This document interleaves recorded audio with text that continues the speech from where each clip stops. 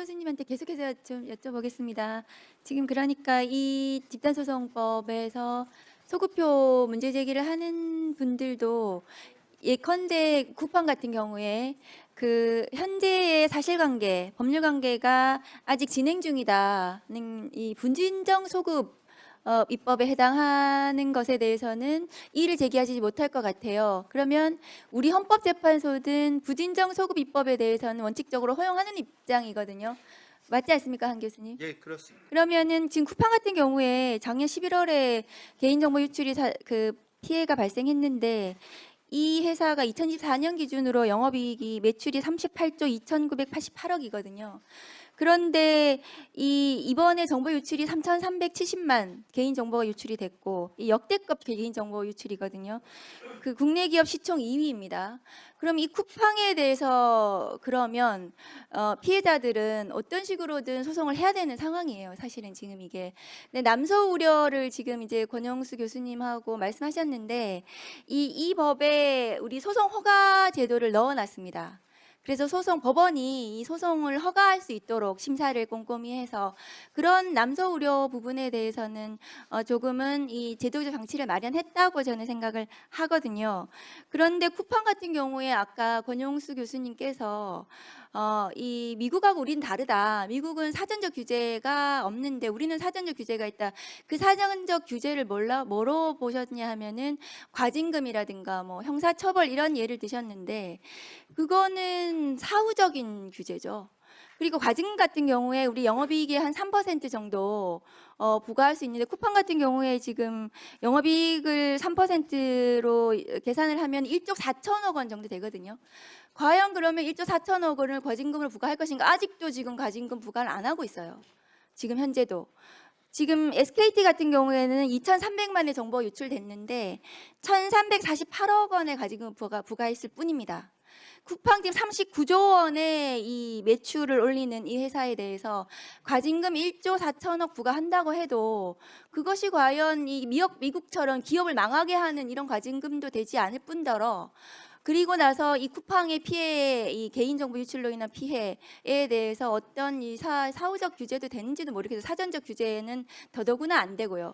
그러니까 미국과 우리가 다르다라고 하는 부분에 대해서는 조금 다른 거를 검토를 하셔야 되지 않나 생각하고 그 미국에서 지금 도입하고 있는 이 집단소송 제도를 우리도 조금 더 우리도 이게 소송 허가제들 같은 장치를 마련해서 도입하는 것이 개인 피해자들을 권리구제를 국가가 두텁게 보호하는 것이 아닌가라고 생각을 하거든요. 그 부분에 대해서는 어떻게 생각하시는지 뭐 네 분 중에 아무나 말씀을 좀 해주세요. 예, 일단 제가 몇 가지 간단하게 말씀을 드리면 남소는 사실 지금 소송 절차상에서 남소가 벌어지고 있는 건데요. 예를 들어서 쿠팡 사건 보면은 소비자원에서 집단 분쟁 조정 절차 그리고 개인정보위원회에서도 집단 분쟁 조정 절차 그리고 전국 법원에 수백 개의 소송이 계류가 돼 있고요. 아니 위법 행위는 가해자 기업이 했는데 그에 따른 그거를 처리하는 비용은 사회가 부담을 하는 그런 구조를 갖고 있고 소송 건수도 훨씬 더 많은 거죠. 현재가.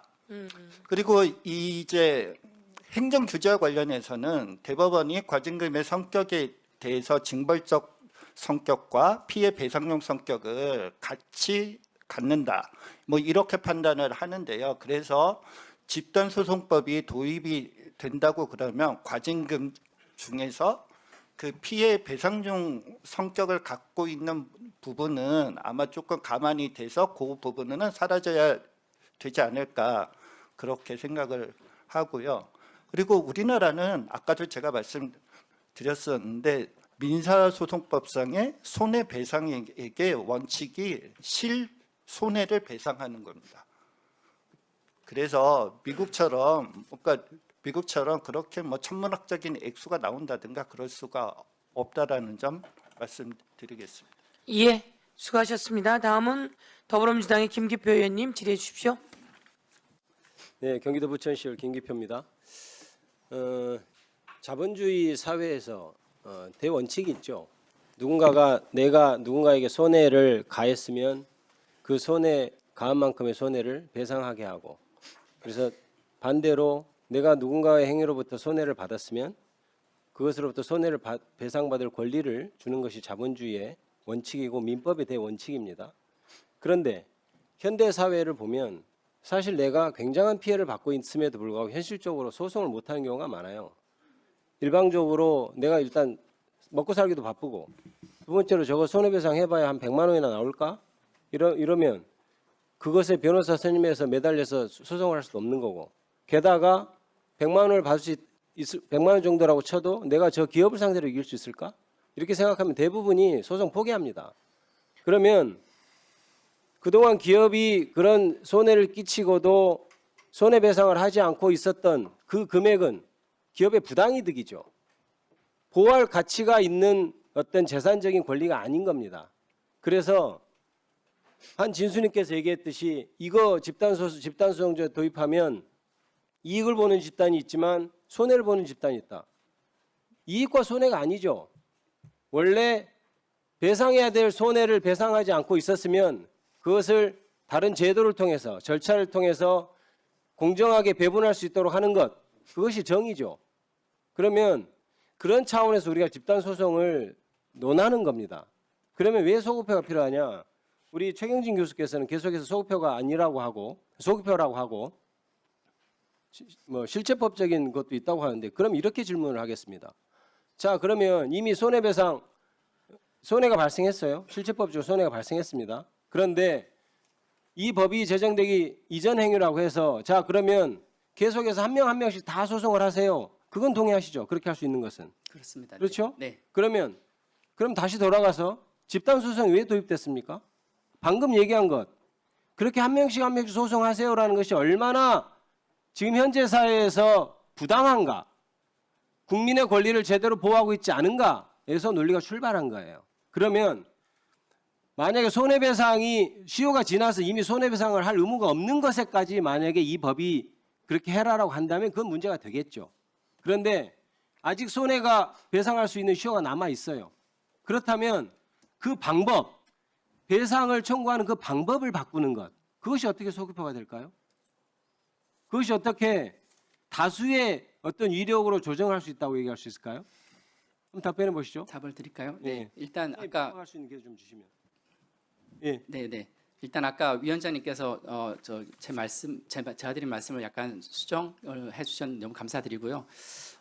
그 기본적으로 소송이라는 것이 아시다시피 어떤 권리와 의무, 그다음에 또 찾아가는 과정인 건 분명하고요. 그리고 그렇지만 또 한편으로 소송의 묘미 중에 하나가 전략적인 면도 있고 협상이나 또는 어떤 협상력도 되게 중요한 이슈거든요. 근데 순수하게 법원의 판결로만 한다 그러면 당연히 말씀이 맞습니다. 그런데 소송이라는 것이 꼭 판결로만 끝나지 않는다는 것이 이제 문제고요.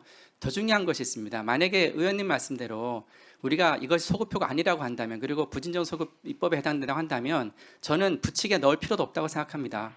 부칙에 만약 넣으시겠다면 그거는 분명히 스스로 문제가 있다고 인정하시는 거거든요. 기존에 어떤 법에서도 소급 입법을 하고자 할 경우에, 이런 경우에는 특히나 국민의 재산권에 대한 이슈는 분명히 법인도 포함됩니다. 그러면 저는 사실 기본적인 입장은 똑같아요. 저는 앞으로 장래에 향해서 만약에 그 피해를 줬다 하면 저는 그 기업은 충분히 망할 수 있다고 생각합니다. 손해배상을 통해서. 하지만 그거는 법리적인 관점에서 소급을 하고 싶다고 하시면 저는 부칙에 넣어야 되고, 부칙에 넣는다는 자체가 저는 그게 이것이 뭔가 원칙과 위배되는 거 아닌가라는 것을 방증해 주는 것이라고 생각하기 때문에 저는 법학자의 관점에서 말씀드렸습니다.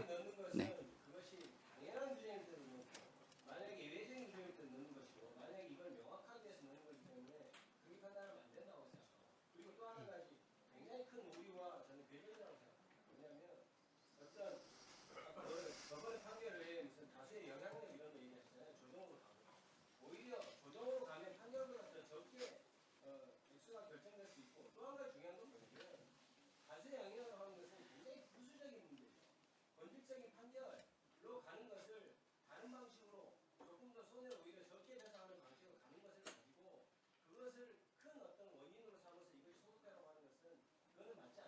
저는 다르게 생각하는 게요. 집단소송을 우선 도입하는 이유가 잠깐 이제 여기서 정리하고요. 또 다른 분들이 예, 다른 분의 시간을 조금 보시고 전체 하시고 나중에 꼭 뭐 이러면 다시 한번 하고요. 우선 다음 분으로 넘어가도록 하겠습니다.